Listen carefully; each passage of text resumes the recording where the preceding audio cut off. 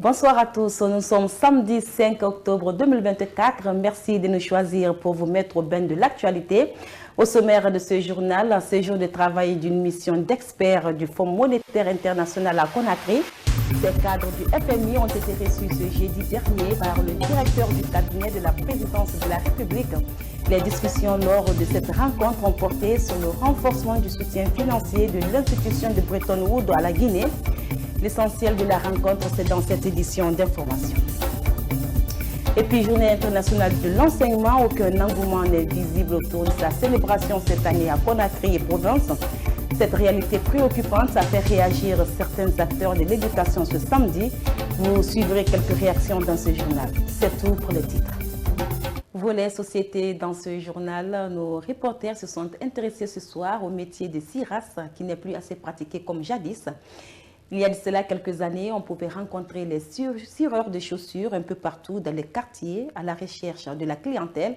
De nos jours, tel n'est plus le cas. Ce soir, zoom sur un jeune qui s'est adonné à ce métier et cela lui permet de subvenir à ses besoins. Bintou Touré et Wandel Kamara, reportage. De nos jours, ils sont rares dans la capitale guinéenne, les petits cireurs qui se promenaient à la recherche du quotidien. Il était très facile de les voir si on est les années passées dans les quartiers en train d'exercer ce métier. Assis à quelques mètres du rond-point de Koza, Boubacar Diallo a commencé à exercer ce métier il y a 2 ans. À son jeune âge, il est obligé de pratiquer ce métier qui reste sa source de revenus. Depuis plusieurs années, moi j'exerce ce métier de ciras. C'est grâce à ce métier que je parviens à survivre et répondre aux besoins de ma famille. Malgré que ma famille est au village et des fois je peux gagner 70 000 ou 80 000 par jour, donc je remercie le bon Dieu pour ça. Ce métier de cireur n'est pas du tout facile. Son exercice est des fois difficile, explique ce jeune homme. Je rencontre beaucoup de difficultés dans ce métier parce que là où je suis, des fois on nous menace de quitter ici. Donc je demande à l'État de m'aider car j'aime vraiment ce métier de ciras. Il n'y a pas de sous-métier à conclure sur le cireur. Il indique que malgré les difficultés, il parvient à nourrir sa petite famille au village. Et puis les aliments non couverts sont visibles presque chaque jour le long des carrefours et même dans les marchés de Conakry. Cette pratique, souvent source de plusieurs maladies chez la population, est déconseillée par les médecins. Les citoyens rencontrés par notre rédaction ce samedi, nombreux d'entre eux déplorent la pratique. Mohamed Lamine Sako, Wandel Kamara. Suivez. C'est visible en longueur de journée sur le long des carrefours de la capitale, mais aussi dans les marchés de Conakry. Certains vendeurs et vendeuses de la capitale continuent à écouler les aliments à consommation directe et non couverts pour juste se procurer des sous, sans pour autant penser à la santé de la population. Interrogé sur la question, ce citoyen déconseille et condamne les vendeurs et vendeuses qui se livrent à la pratique. Non à couvrir leurs aliments, moi je n'apprécie vraiment pas leur manière de faire. Si tu dois vendre les aliments à la population, tu dois couvrir toi-même. Ça te permettra de gagner plus de clients. Ces aliments exposés à la merci des mouches sont consommés par la majorité de la population et très souvent par les plus petits. Cette citoyenne regrette la pratique.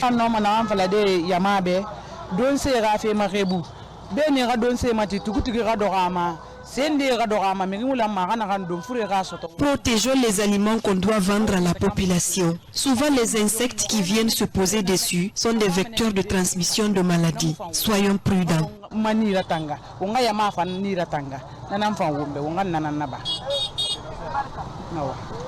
Prévenir vaut mieux que guérir. Plusieurs maladies sont dues à cette pratique. Les vendeurs devraient couvrir les aliments à consommation directe en vue de renforcer la santé de la population guinéenne.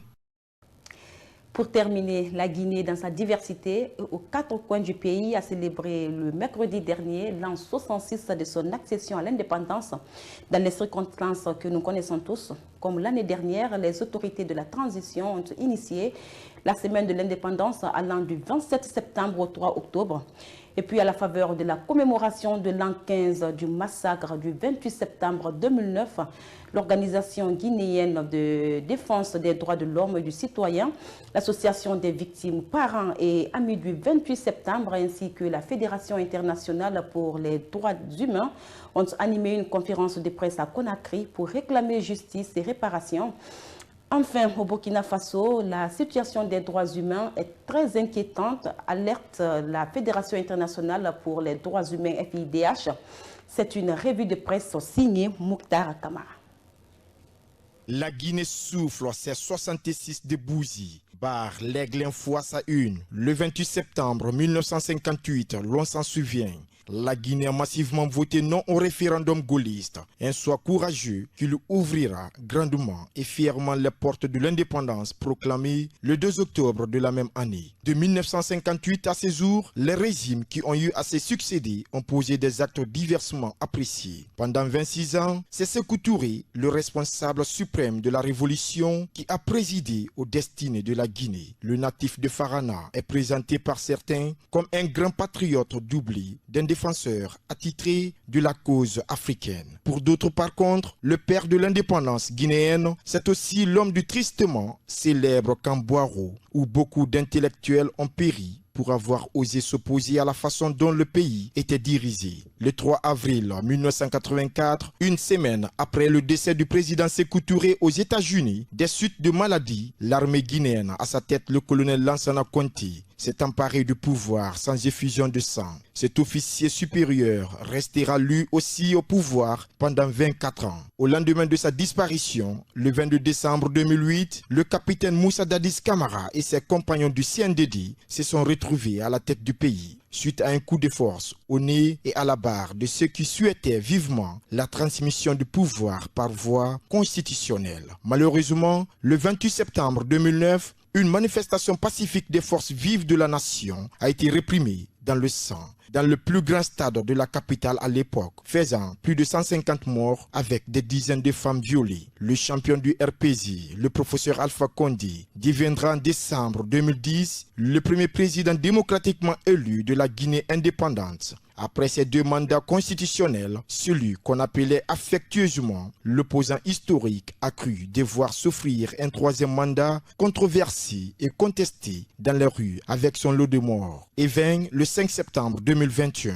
Ces jours-là, le général Mamadi Doumbouya, alors commandant du groupement des forces spéciales, a renversé le régime d'Alpha Condé accusé de crimes économiques et de sang. Il a promis d'organiser des élections libres et transparentes de la base au sommet pour remettre le pouvoir aux civils. Des élections auxquelles aucun membre d'un organe de la transition ne devrait être candidat. Mais aujourd'hui, des acteurs politiques, non des moindres, accusent ouvertement le tombeur d'Alpha Condé de vouloir confisquer le pouvoir contre la volonté de la majorité des Guinéens. Soutient l'hebdomadaire. Le journal s'est aussi intéressé au 15e anniversaire des événements du 28 septembre et revient sur ce que les victimes demandent à l'État. Dans son intervention de circonstance, Asmaou Diallo, la présidente de l'AVIPA, a dit ceci: ce jugement aussi important, soit il n'est qu'une première étape. Aujourd'hui, l'AVIPA, l'OGDH et la FIDH, ainsi que les familles des victimes, attendent désormais le début des réparations pour les survivants et les familles endeuillées. Ces réparations sont un droit fondamental qui doit être respecté.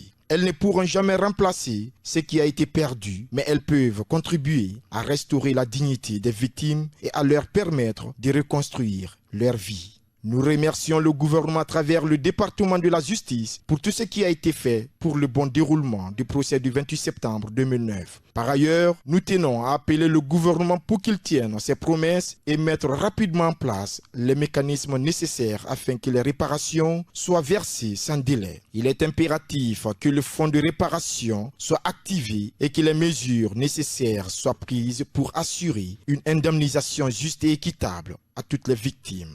Nous exigeons aux autorités de mettre tout en œuvre pour que cette phase cruciale soit menée à bien dans les plus brefs délais, a-t-elle martelé. Écrit le journal. Le même hebdomadaire révèle qu'au Burkina Faso, la situation des droits humains est très inquiétante, alerte la Fédération internationale pour les droits humains. Le secrétaire général de la Fédération internationale pour les droits humains souligne par ailleurs l'importance de la présomption d'innocence, affirmant qu'aucune personne accusée d'un fait quelconque ne peut être déclarée coupable que par une justice impartiale. L'ancien président Macky Sall, désigné tête de liste de la coalition avec le PDS, souligne le même journal.